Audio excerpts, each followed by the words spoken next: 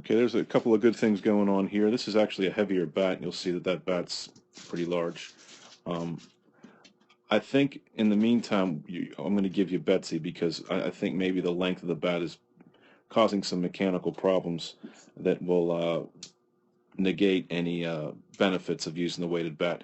But one of the benefits is, the what we call postular anticipation. His body is getting ready to engage this heavy bat, and so he's swinging with a lot of his body here. The problem is this barrel angle here. This is never a good idea. Okay, we want his barrel angle to be somewhere around there. That's just too far to come to make contact. We would call that maybe the long position for somebody that has an exaggerated barrel load.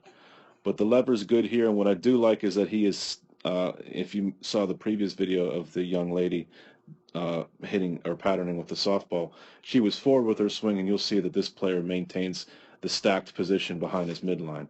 His midline's about here. Oh, excuse me, that's wrong. His midline's about here, okay, and he is relatively behind that midline as illustrated with the green line here. Okay, that's where we want to be.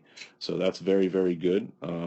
You'll see that there's a little bit of top hand manipulation there, and he's relatively close at impact, so those things are kind of good. He is cutting himself off with his front foot there. You'll see that his front foot here, okay, is closed. I believe that to be a big no-no because it cuts off the hips and what they can do and getting them in motion early and finishing in a down-the-line fashion. So what I'd like to do is see, his front foot or maybe his rear foot come up into this area here so that he's more open. And you'll see that right there, he is rolling a little bit, but there's more room there to turn.